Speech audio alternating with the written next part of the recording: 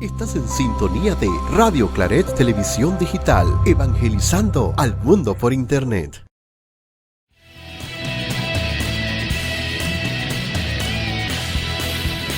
Radio Claret Televisión, evangelizando al mundo por Internet. Saludos amigos y bienvenidos a su programa Sanamente. Soy la psicóloga Ángela María Rodríguez y los estaré acompañando durante esta serie de programas en donde vamos a poder compartir mucho más sobre salud, salud mental, cómo influye la salud mental en nuestro desarrollo del día a día, entre otras cosas. Vamos a tener invitados y vamos a poder aprender muchísimas cosas de la mano también del Espíritu que siempre nos guía. Muchísimas gracias a Radio Claret por tenernos en este espacio y sabemos que va a ser del agrado de todos. Tendremos momentos en donde ustedes podrán comunicarse con nosotros también para decirnos si tienen alguna duda, alguna pregunta o si quisieran compartir experiencias. Los esperamos que esto sea de su agrado y nos veremos en los siguientes programas.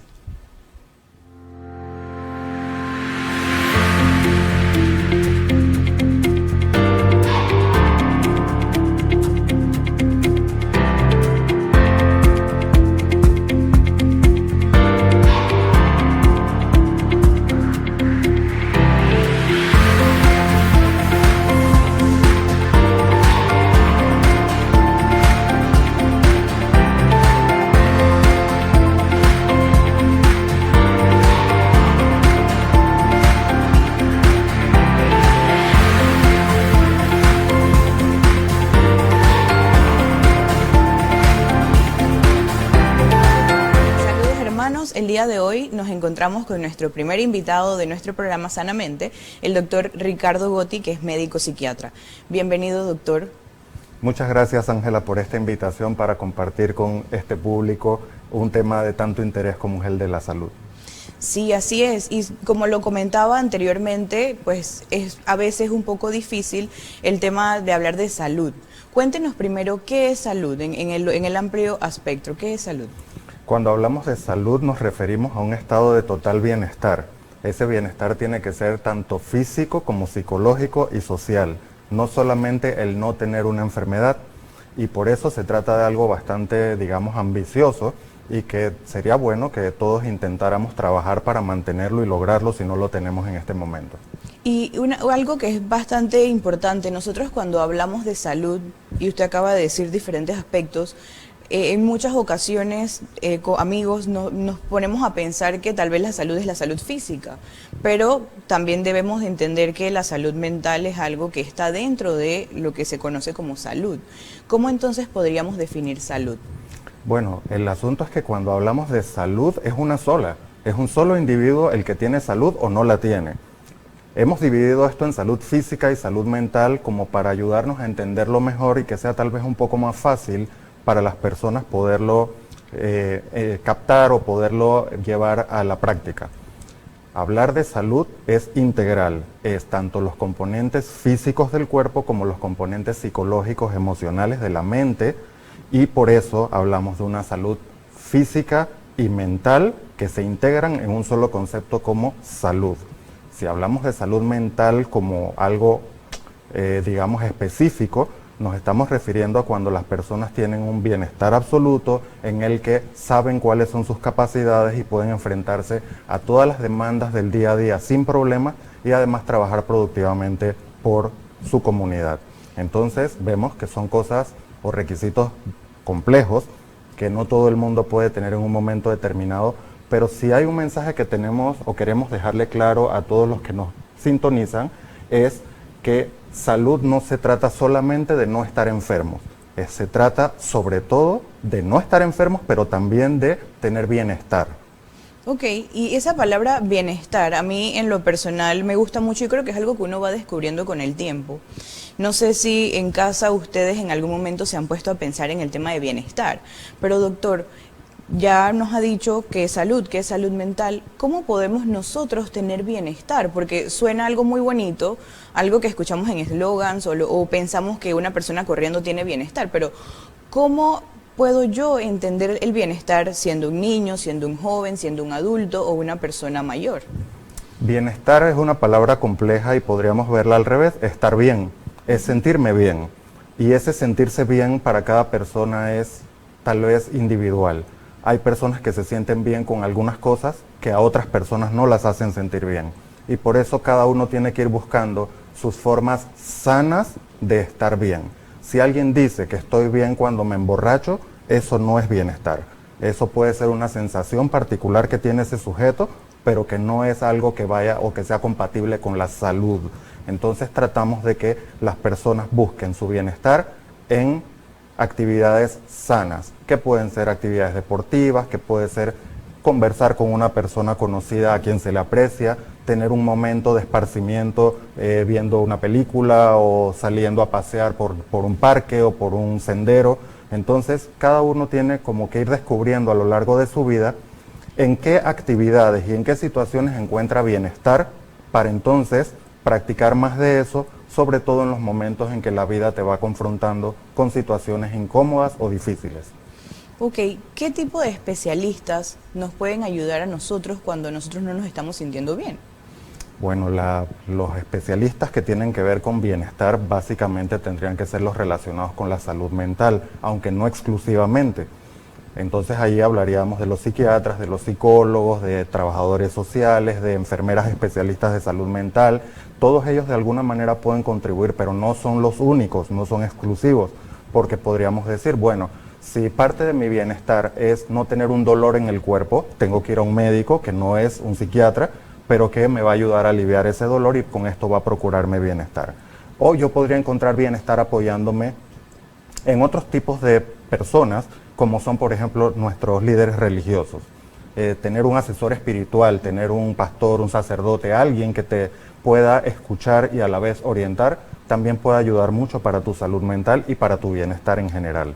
Claro, y yo creo que esta parte es muy importante porque nosotros, pues como personas de fe, también debemos tener a la mano siempre esta persona que nos dé este acompañamiento, sea a través del sacramento o sea a través de ese director espiritual, porque el ser humano es un ser bio, psico, socio, espiritual. Y yo creo que en las veces que he podido compartir con ustedes siempre se los digo que el bienestar o el ser humano es como una silla, ¿no? Tiene estas diferentes patitas que deben ir de acorde, o sea, en balance para que nosotros podamos desarrollarnos de una mejor forma, porque sin salud mental, sin esta salud integral, es bastante difícil que yo pueda ser una persona que pueda manejar las situaciones fuera. Y me gustó mucho eso que comentaba de hacer actividades, porque yo creo que venimos de un espacio en el mundo en el que nos sentimos un tanto solos, aún estando en casa con nuestras familias, porque no podíamos disfrutar de esas actividades que se hacían, de salir, de estar, porque el salir tal vez era un peligro o era algo que se tenía muy limitado. Y de alguna u otra forma, no sé cómo lo ha visto usted, pero yo he visto que ahora la gente ha disfrutado mucho más los espacios verdes.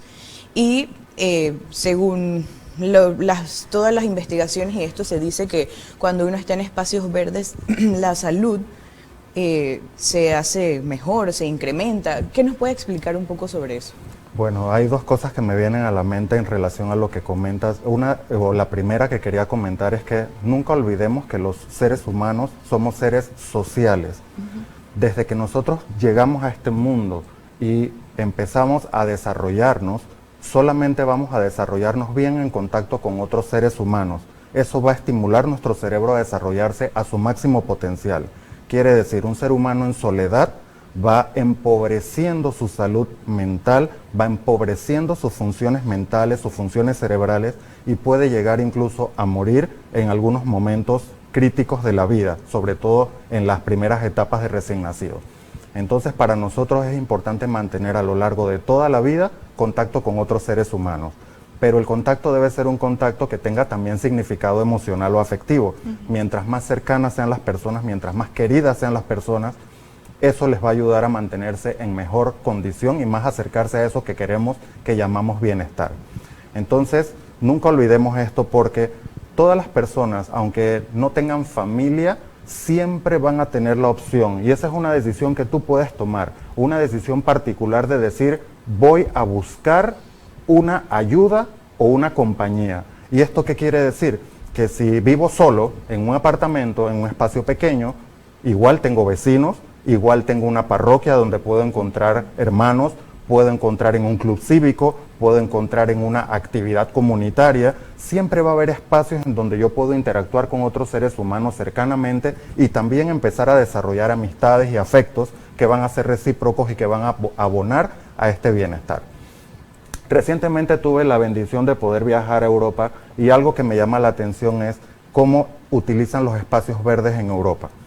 Cuando uno va a cualquier parque, uno ve cantidad de gente que pone una manta en el piso y se sienta a conversar, a comer, a tomarse un refresco, a compartir, a jugar, a escuchar música o simple y llanamente a tenderse a tomar el sol. Cuando uno ve ese uso de los parques, uno se da cuenta que este contacto con la naturaleza y con el exterior no han perdido vigencia a lo largo de la historia de la humanidad.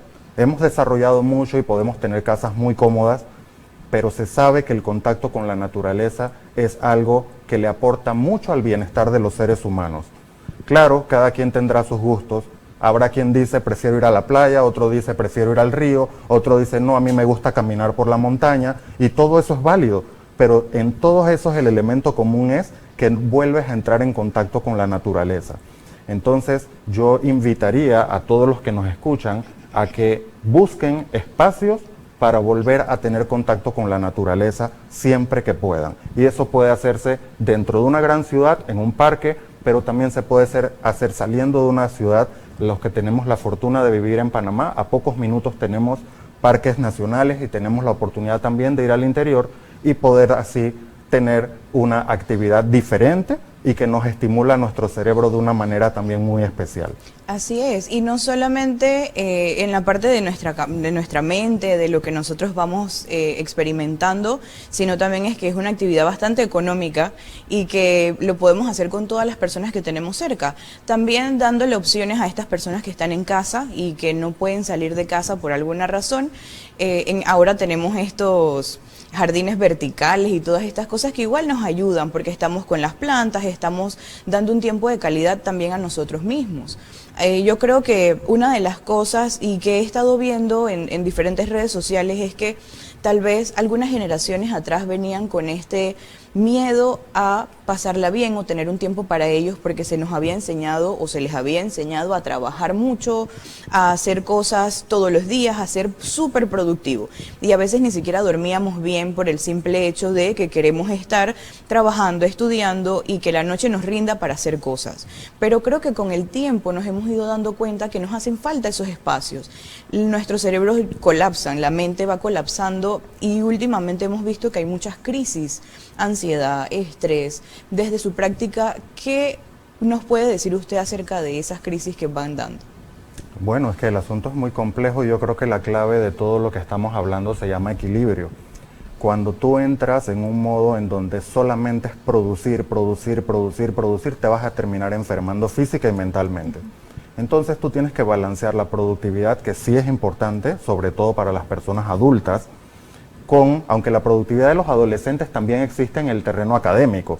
Entonces, de los jóvenes escolares y adolescentes en el terreno académico es su productividad, pero hay que balancear productividad con esparcimiento. Entonces, por ahí revisando materiales, en algún momento encontré que se proponía dividir las 24 horas del día en 8 horas de productividad, 8 horas de descanso y 8 horas de entretenimiento.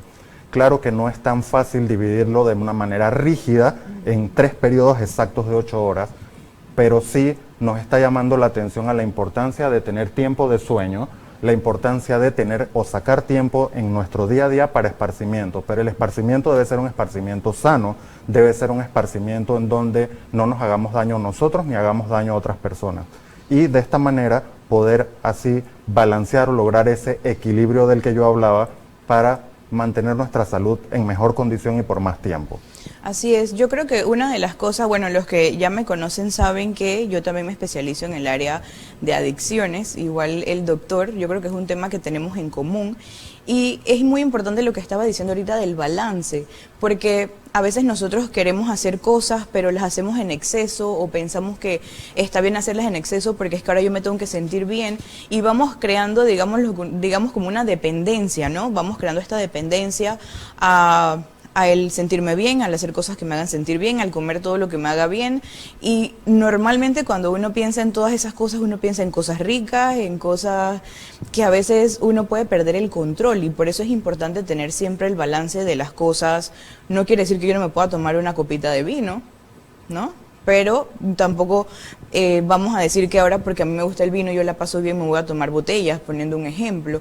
Entonces sí creo que es importante eso de tener el balance, de poder encontrar ese espacio en donde nos podamos sentir productivos, pero algo que dijo el doctor, el sueño. La gente a veces piensa que el dormir es como, yo no puedo dormir porque eso me resta.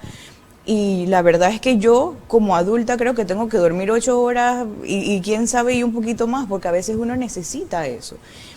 Yo sé que a lo largo de la vida los cuerpos van desarrollando diferentes momentos en donde duermen más, duermen menos. ¿Cuánto debería dormir una persona promedio adulta? En general se recomienda dormir entre 6 y 8 horas por noche, pero obviamente hay variantes individuales. Cuando las personas duermen una cantidad de tiempo, cómo se sienten al día siguiente es un buen factor para definir si estoy durmiendo lo suficiente o no. Entonces, si al día siguiente me siento agotado, cansado o asueñado, quiere decir que no estoy durmiendo lo suficiente de noche y probablemente voy a necesitar hacer algún cambio en mi estilo de vida o también buscar la asesoría de algún profesional de salud que me ayude a entender qué está pasando con mi sueño y a mejorarlo o a restablecerlo.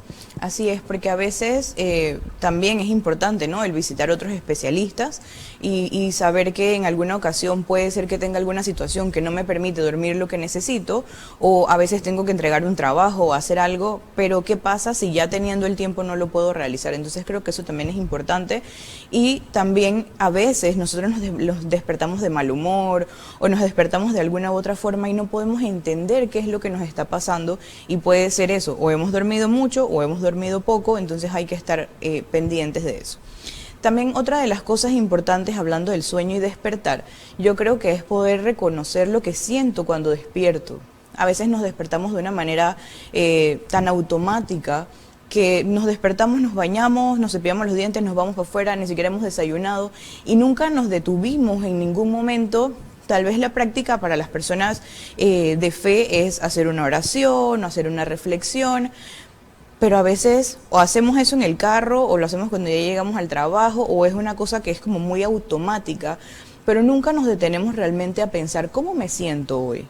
¿Qué tan buena puede ser esa práctica en el día a día de una persona? Mira, esto que comentas es excelente porque la mayoría de las personas hemos entrado en un mundo que nos parece estar atropellando y solamente corremos, producimos, trabajamos, hacemos, pero nos falta hacer ese alto que lleva o que ayuda a lograr el equilibrio del que yo hablaba. Un alto en mi día a día que me ayude a sintonizarme conmigo. Un alto en mi día a día que me permita preguntarme ¿cómo me siento hoy? ¿Qué me está pasando? ¿Qué quisiera hacer hoy que no puedo hacer? Hacerme preguntas que tienen que ver conmigo mismo. Y nuevamente insisto en la palabra equilibrio porque ningún ser humano debería enfocarse solamente en sí mismo o enfocarse solamente en los demás. Ambos extremos terminan siendo peligrosos y dañinos. Entonces la idea es que uno pueda ser productivo, hacer cosas por los demás, pero jamás olvidarse de hacer cosas por uno mismo. Me da mucha tristeza cuando veo personas muy dedicadas, por ejemplo, al cuidado de un padre anciano, una madre anciana, y que se sienten culpables por tener un rato de alegría o de diversión. No, yo no puedo salir con mis amigos, yo no puedo ir al cine, yo no puedo ir a un restaurante, porque nadie cuida a mi papá o a mi mamá como lo cuido yo. Puede ser que haya algo de razón en que nadie le va a cuidar igual, porque nadie puede hacer exactamente igual las cosas que otro ser humano. Pero lo cierto es que, ¿y qué pasa si te enfermas por esa actitud y te toca estar hospitalizado? Entonces ya no va a ser 1 hora, ni 2, ni un día. Va a ser muchos días que otra persona tendrá que hacerse cargo de tu papá o de tu mamá enfermo. Entonces creo que no hay que asumir con culpabilidad los momentos que uno tome para sí mismo, que no son momentos, como algunos dicen, robé un tiempo para mí. No son tiempos robados, son tiempos invertidos en tu bienestar. Son tiempos que necesitas para corregir alguna cosa que te esté molestando. Y si no lo logras hacer, si ya la identificaste, vas a poder buscar ayuda en alguien que te apoye para resolver esto. Entonces, no pienses que el tiempo que te dedicas a ti es algo malo o es algo indebido o es algo que no debiste hacer. Lo malo es que solamente te dediques a ti sin importarte todas las demás responsabilidades que puedas tener con familia, con trabajo, con amigos o con tu comunidad. Sí, y es un poco eso que usted habla de la culpa, porque esa palabra está de moda toda la vida, ¿no? ¿Es tu culpa o es mi culpa, o la víctima o la victimización? Y yo creo que en parte el sentir culpa o el utilizar la palabra culpa nos lleva a nosotros a crear una victimización y decir, pobrecito yo, y ese pobrecito yo lo voy llevando y lo voy llevando hasta el punto en el que yo mismo me voy quitando fuerzas, me voy restando ganas, y se hace un poco difícil para mamás con niños pequeños, para mamás con personas con alguna discapacidad, para cuando estamos en los adultos mayores en este cuidado. Yo en la práctica clínica pues tengo la dicha de poder compartir con personas que tienen a su cuidado personas mayores, y una de las cosas que ella me decía es que yo no tengo tiempo ni siquiera para ir al doctor. Entonces yo le decía eso mismo, yo le decía, bueno, pero es importante que usted sepa que si usted no va al doctor, ¿quién va a cuidar de usted cuando usted se enferme? Entonces se va creando esta misma situación, que es como un círculo que nunca va a terminar, porque está enfermo uno, está enfermo el otro, ¿y qué pasa? Entonces nos vamos quedando sin herramientas también. Entonces es importante buscar estos espacios que nos ayuden a nosotros a encontrar nuestra salud mental, pero también el cuidado balanceado de las personas que tenemos a nuestro alrededor. En estos momentos vamos a ir a una pausa y pronto volvemos con nuestro programa Sanamente.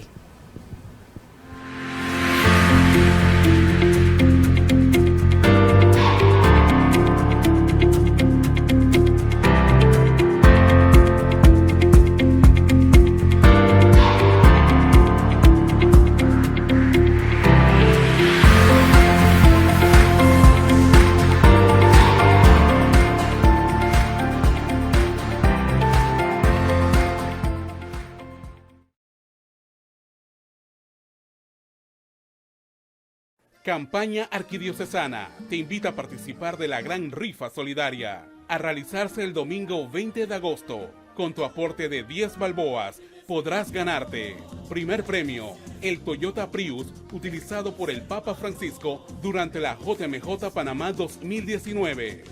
Segundo premio, 500 balboas mensuales en supermercado por un año. Tercer premio, 4.400 balboas en bonos para Línea Blanca. Conviértete en una mano amiga para los que más lo necesitan. Adquiere tus boletos en Campaña Arquidiocesana, Librería Católica, Librería San Pablo, Flor de Lis o en tu parroquia, apoyando así las obras sociales de la Iglesia. Aprobada por la Junta de Control de Juegos, resolución número MEF-RS-2022-3382 del 28 de diciembre 2022.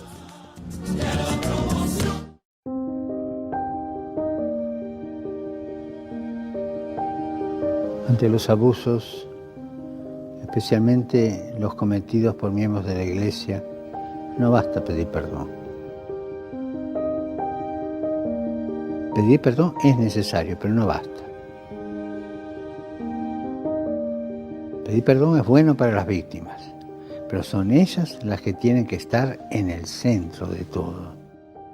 Su dolor, sus daños psicológicos pueden empezar a sanar si encuentran respuestas, acciones concretas para reparar los horrores que han sufrido y prevenir que no se repitan. La Iglesia no puede tratar de esconder la tragedia de los abusos, sean del tipo que sea. Tampoco cuando los abusos se dan en las familias, en los clubs, en otro tipo de instituciones. La Iglesia tiene que ser un ejemplo para ayudar y a resolverlos, sacarlos a la luz en la sociedad, en la familia. Es la Iglesia la que tiene que ofrecer espacios seguros para escuchar a las víctimas, acompañarlas psicológicamente y protegerlas.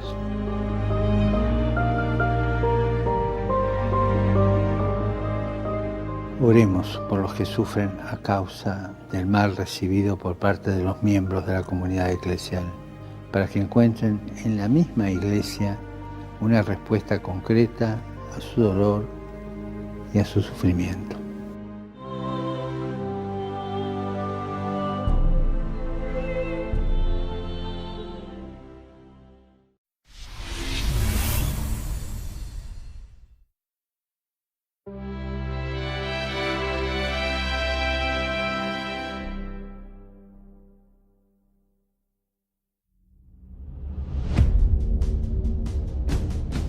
Él me dijo que había tenido una visión de su abuelo que le suplicaba: reza por mí, que estoy en el purgatorio.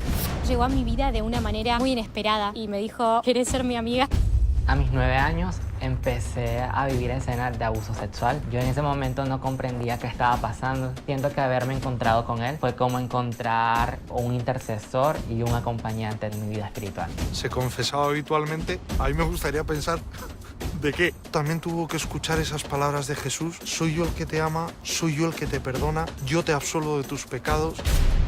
Estuve 3 meses en el hospital. Es un ángel para los jóvenes. Pero también hay que decir que en su vida ayudó a muchos mayores. Ayudó también a gente como yo. La tuviste hacia el cielo antes que ni la veía. Ahora ya voy por una senda, un camino, para irlo a ella. Ya veo la carretera, todavía no estoy en ella, pero ya la veo.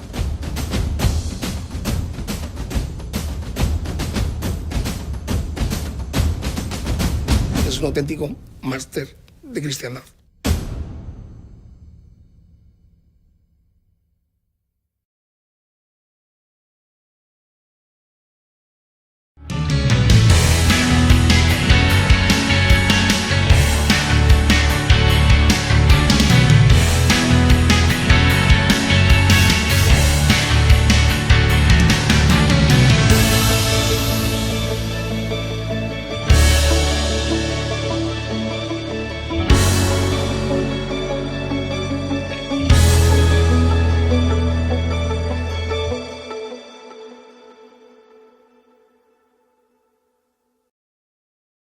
Campaña Arquidiocesana te invita a participar de la gran rifa solidaria, a realizarse el domingo 20 de agosto. Con tu aporte de 10 balboas podrás ganarte: primer premio, el Toyota Prius utilizado por el Papa Francisco durante la JMJ Panamá 2019.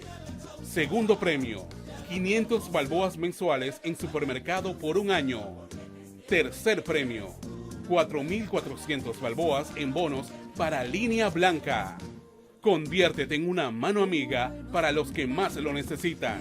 Adquiere tus boletos en Campaña Arquidiocesana, Librería Católica, Librería San Pablo, Flor de Lis o en tu parroquia, apoyando así las obras sociales de la Iglesia. Aprobada por la Junta de Control de Juegos, resolución número MEF-RES-2022-3382 del 28 de diciembre 2022.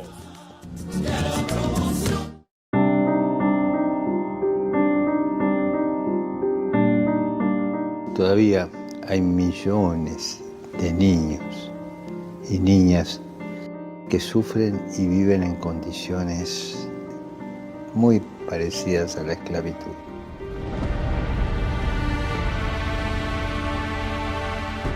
No son números, son seres humanos con un nombre, con un rostro propio, con una identidad que Dios les ha dado. Demasiadas veces olvidamos nuestra responsabilidad y cerramos los ojos ante la explotación de estos niños que no tienen derecho ni a jugar, ni a estudiar, ni a soñar. Ni siquiera tienen el calor de una familia. Cada niño marginado, abandonado por su familia, sin escolarización, sin atención médica, es un grito que se eleva a Dios y acusa al sistema que los adultos hemos construido. Un niño abandonado es culpa nuestra. No podemos permitir más que se sientan solos y abandonados. Necesitan poder recibir una educación y sentir el amor de una familia para saber que Dios no los olvida. Recemos para que los niños y niñas que sufren los que viven en las calles, las víctimas de las guerras y los huérfanos puedan acceder a la educación y redescubrir el afecto de una familia.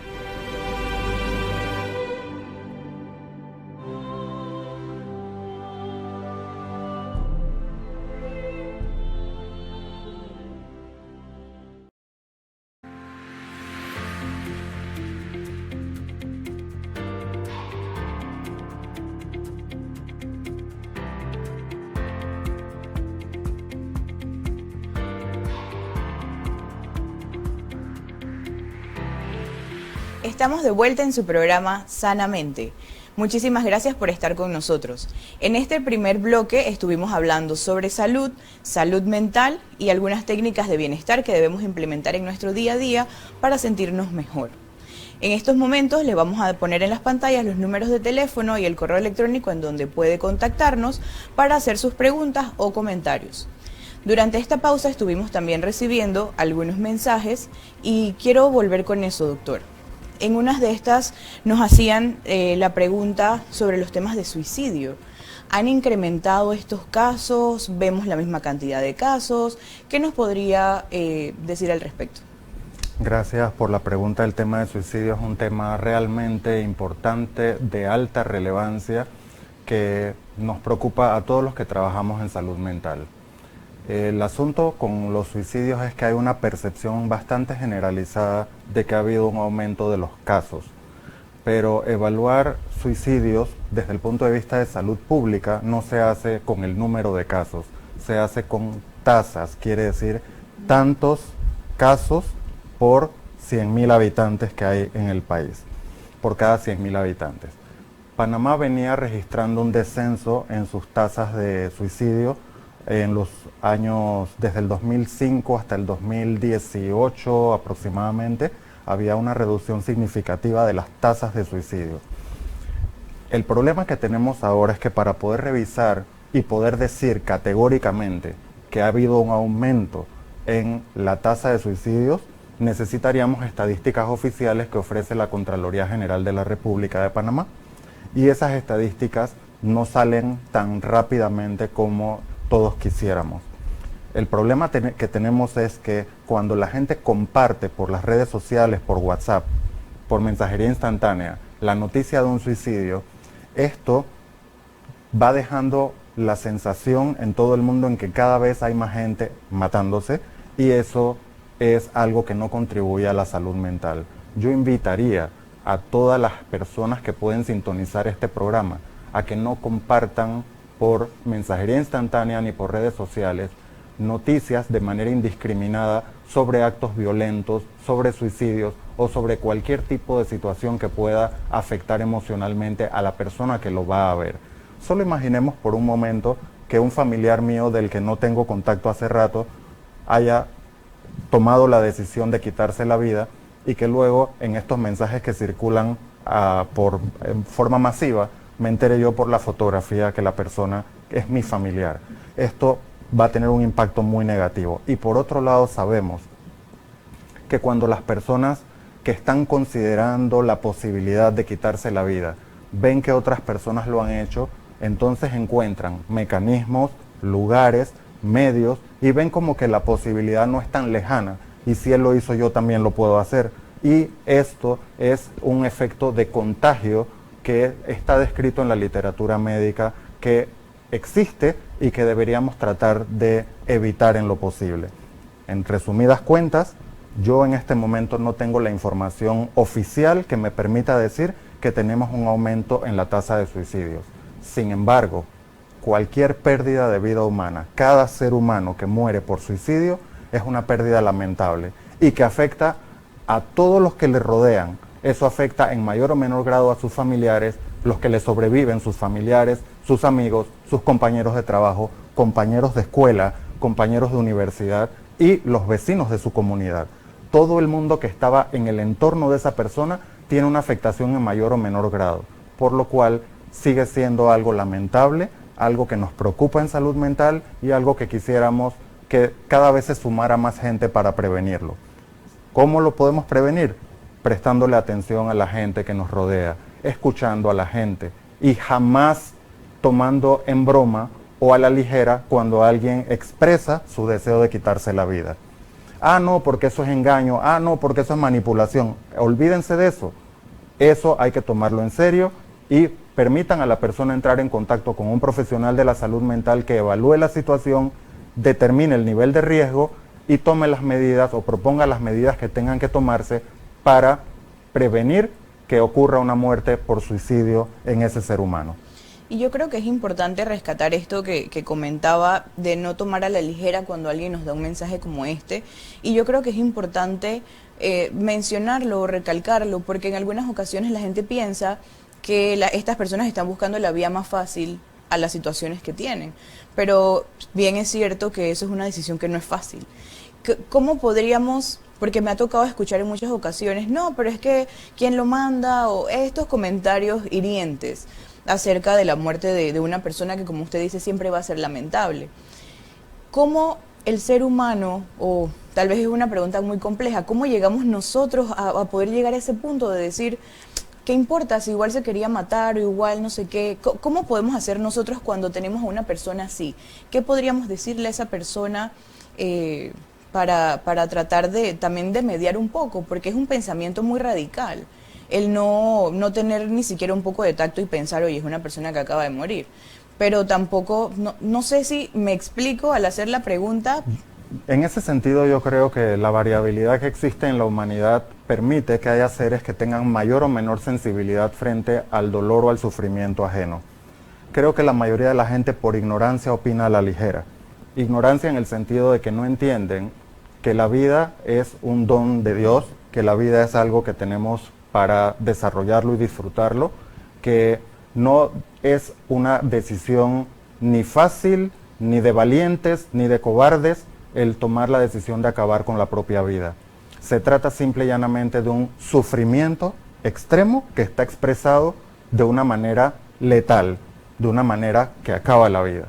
Entonces, en este sentido, yo creo que a las personas podríamos darles esa información que hace un rato compartía cuando les decía, una persona muere por suicidio, sí, esa persona acabó su vida, pero afecta a un radio de acción de personas que están en su entorno que también van a verse en un periodo de duelo, con depresión, algunos con sentimiento de culpa, que decíamos hace un rato.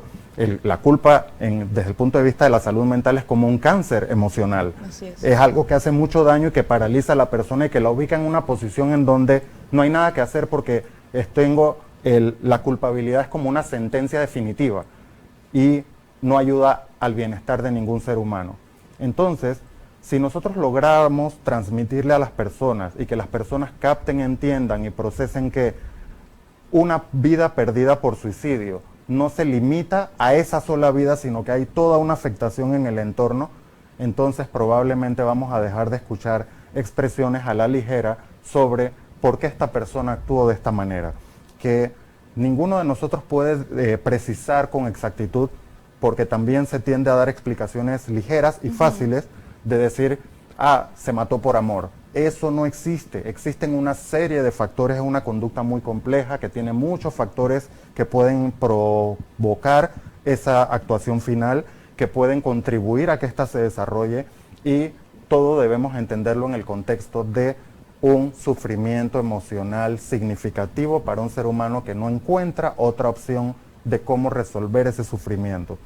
Entonces, por eso el compartirlo le da a otros la idea de que esa es una forma válida de resolver problemas y realmente no lo es. Nosotros tendríamos que ayudar a que la gente tenga un abanico de opciones en la vida, tanto para provocarse bienestar como para tratar de resolver o enfrentar las situaciones complicadas que la vida les ofrece.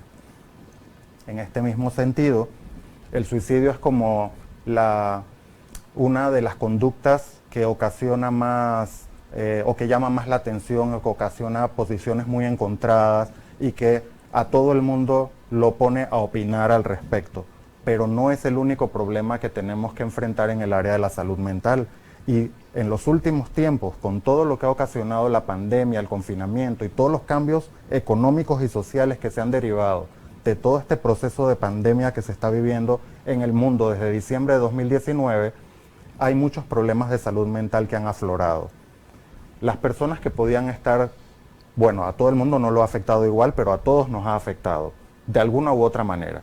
Entonces se trata de que los seres humanos que tenían algún tipo de predisposición o vulnerabilidad, con estos últimos acontecimientos han desarrollado ya problemas importantes de salud mental, como ansiedad, como depresión, y eso se ha visto en el mundo entero cómo ha ido aumentando. Hay publicaciones que hablan de los suicidios durante pandemia y pospandemia, pero eso hay que tomarlo de una manera muy amplia y científica, comparando eso con la historia que venía transitando esa nación o ese país desde antes de la pandemia. ¿Qué ha pasado antes? Comparándolo con el después. Tomarlo solamente durante el periodo de pandemia nos puede permitir hacer conclusiones poco válidas o poco consistentes y tener una idea equivocada de cómo evoluciona el fenómeno de la conducta suicida en cualquier país que se desee analizar. Claro, y es importante algunas cosas, y para ir como tomando algunos puntos, el tema de las redes sociales. Cuando uno busca en las redes sociales o uno ve una noticia en las redes sociales, salen todos los expertos y especialistas debajo en los comentarios, ¿no?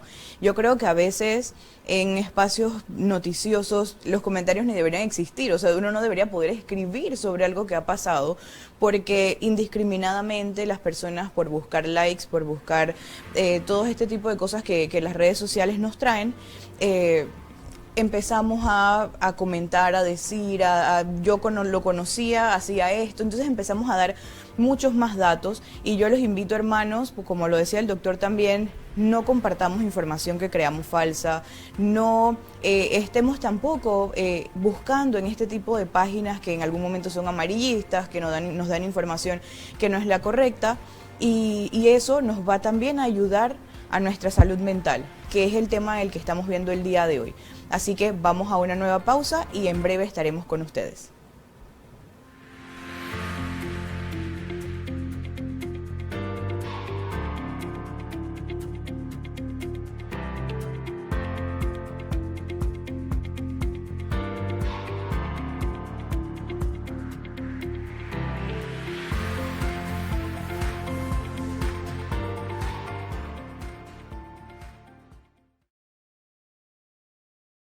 Campaña Arquidiocesana te invita a participar de la Gran Rifa Solidaria, a realizarse el domingo 20 de agosto. Con tu aporte de 10 balboas podrás ganarte: primer premio, el Toyota Prius utilizado por el Papa Francisco durante la JMJ Panamá 2019. Segundo premio, 500 balboas mensuales en supermercado por un año. Tercer premio, 4.400 balboas en bonos para Línea Blanca. Conviértete en una mano amiga para los que más lo necesitan. Adquiere tus boletos en Campaña Arquidiocesana, Librería Católica, Librería San Pablo, Flor de Lis o en tu parroquia, apoyando así las obras sociales de la Iglesia. Aprobada por la Junta de Control de Juegos, resolución número MEF-RES-2022-3382 del 28 de diciembre 2022.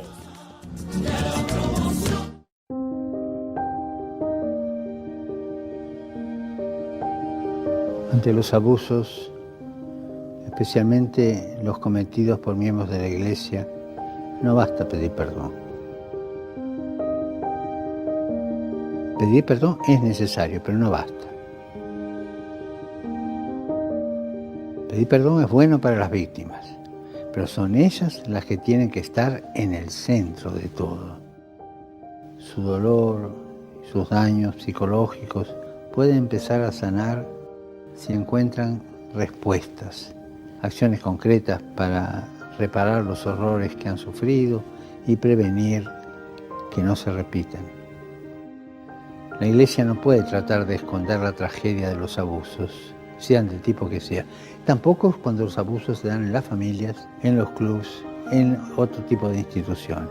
La Iglesia tiene que ser un ejemplo para ayudar y a resolverlos, sacarlos a la luz en la sociedad, en la familia. Es la Iglesia la que tiene que ofrecer espacios seguros para escuchar a las víctimas, acompañarlas psicológicamente y protegerlas.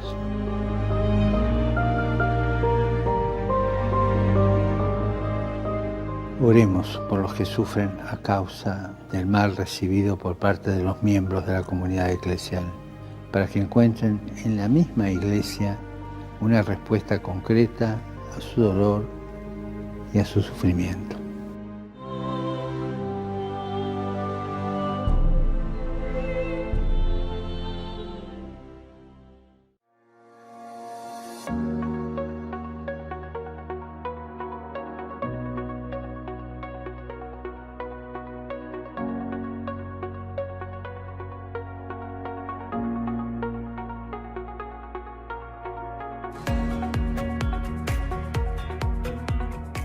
Por primera vez en la historia, un sínodo de obispos comienza descentralizado, con las iglesias locales o diócesis donde se realizarán consultas y el pueblo estará en discernimiento. No se celebrará solo en el Vaticano, sino en cada iglesia particular de los 5 continentes, siguiendo un itinerario de 3 años articulados en 3 fases: escucha, discernimiento y consulta. La Iglesia quiere superar cualquier tentación de uniformidad, pero apuntando a una unidad en la pluralidad.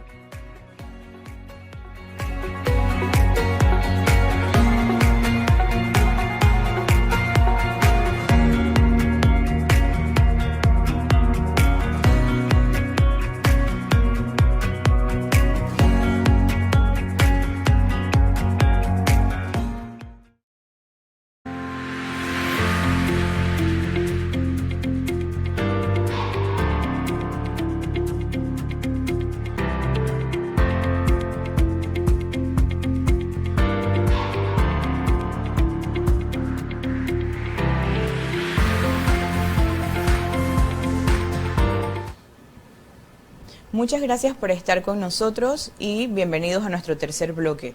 En el segundo bloque estuvimos hablando temas como el suicidio, las redes sociales y cómo influyen estas cosas también en nuestro bienestar y en nuestra salud mental. Entender también que el incremento de suicidios no se mide por la cantidad de personas, sino población versus, y es una tasa, ¿no, doctor? Entonces, pues importante todos estos temas. Esperamos que hayamos podido resolver todas esas preguntas que nos habían enviado.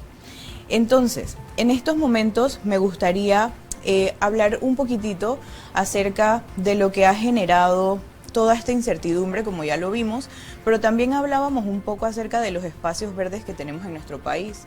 Si bien es cierto, una de las cosas que en Panamá no tenemos mucho, o que tenemos, pero que tal vez hacen falta más, son los espacios verdes, todos estos espacios donde nosotros podemos compartir, pero en muchas ocasiones no tenemos el acceso a estos lugares.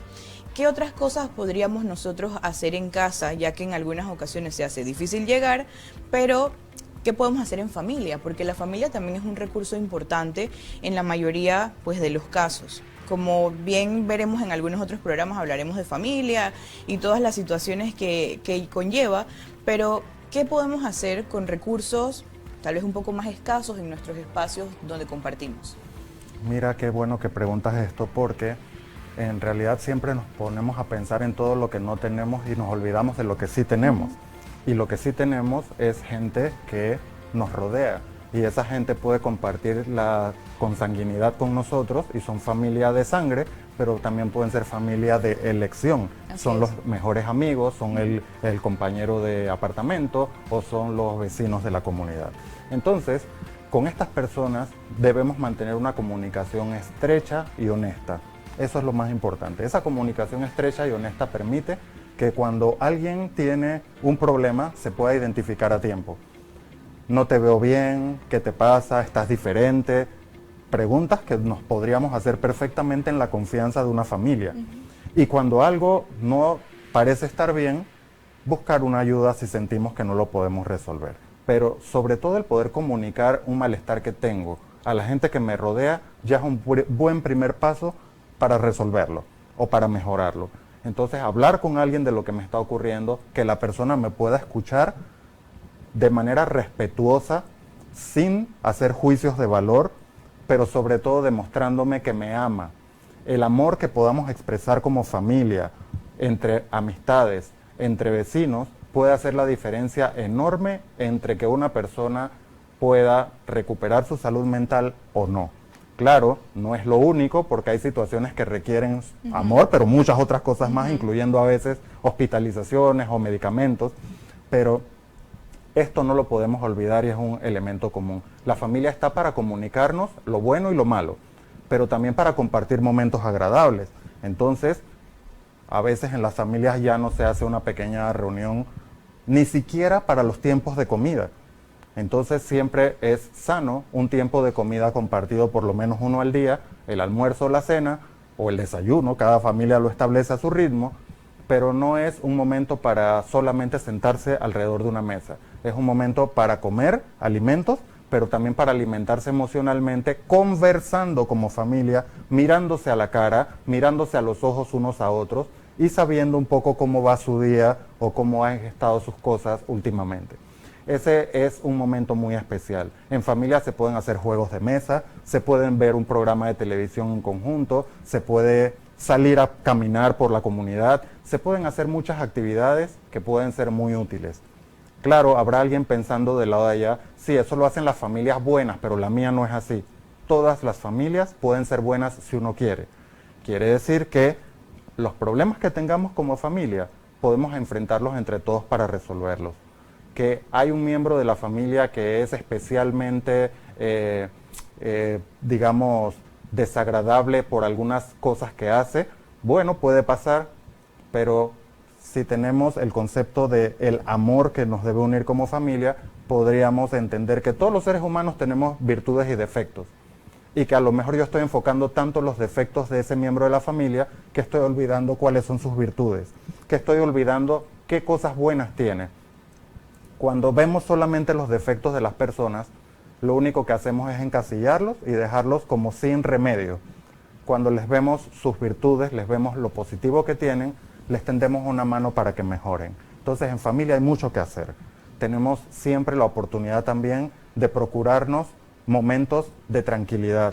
Vamos a escuchar una música que nos traiga paz. Vamos a irnos a dormir temprano para descansar mejor. Voy a tratar de no hacer bulla en la noche para que mi familiar descanse bien.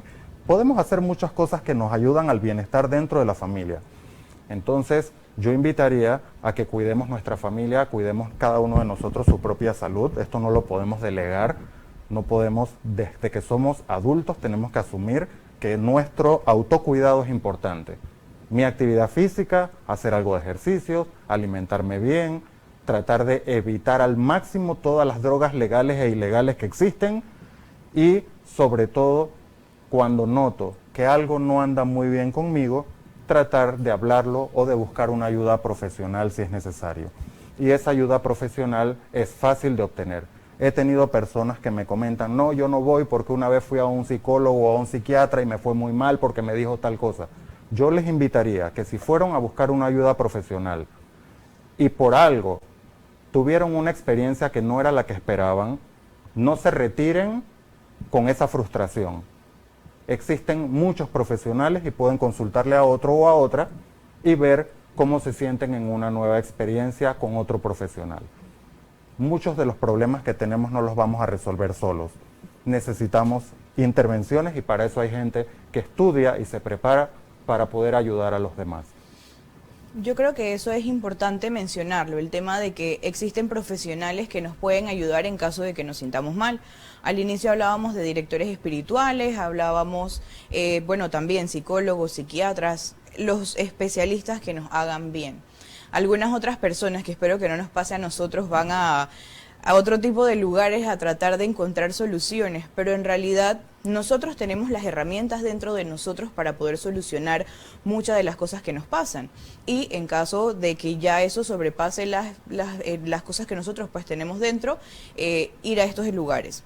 Importante es, como lo decía el doctor, si en algún momento no me fue muy bien con un especialista, yo no me voy a quedar ahí y decir, eso no funciona, o eso no sirve, o yo no creo en eso. En realidad creemos en Dios, pero decir que yo no creo en eso como si fuera algo muy místico tampoco, porque nosotros estudiamos para ofrecer ese servicio, para darles esa mano, esa ayuda, ese compartir también de lo que ustedes traen y lo que nosotros podemos ofrecerles. Entonces, buscar estos espacios profesionales que nos puedan ayudar, buscar a nuestras familias. Yo también sé que nuestra comunidad de Radio Claret no solamente lo vemos en Panamá, lo vemos en otros países de Centroamérica, en Estados Unidos, siempre vemos los saludos desde otros lugares del mundo. Y también sé que a través de Radio Claret muchas personas se conectan. Nosotros estamos acostumbrados también en el Santuario Nacional a tener familia extendida, personas que vienen de otros países, empezamos a compartir en los grupos juveniles, en los grupos de oración y quedamos siendo una gran familia. Entonces todas estas personas forman parte de nuestro círculo, forman parte de nosotros, porque nosotros, pues como seres integrales, vamos ahí uniendo algunas otras cosas. Y qué mejor que ellos y que nosotros podamos compartir entre todos para tener una buena salud y que eso conlleve a una buena salud mental. Muchísimas gracias, doctor, por estar con nosotros este día. Yo sé que ha sido del agrado de todos poder compartir. Para mí ha sido un honor estar con usted y bueno, esperemos que nos siga acompañando en algunos otros programas.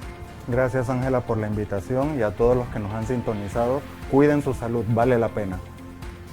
Hasta luego, que estén bien.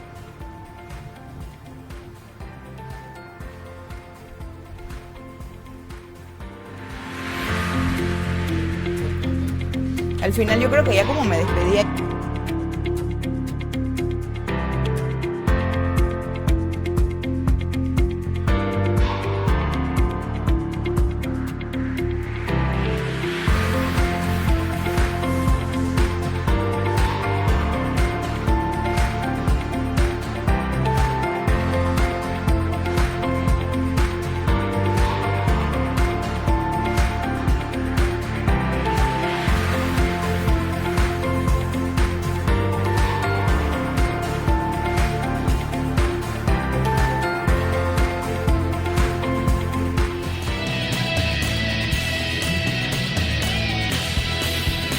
Radio Claret Televisión, evangelizando al mundo por Internet.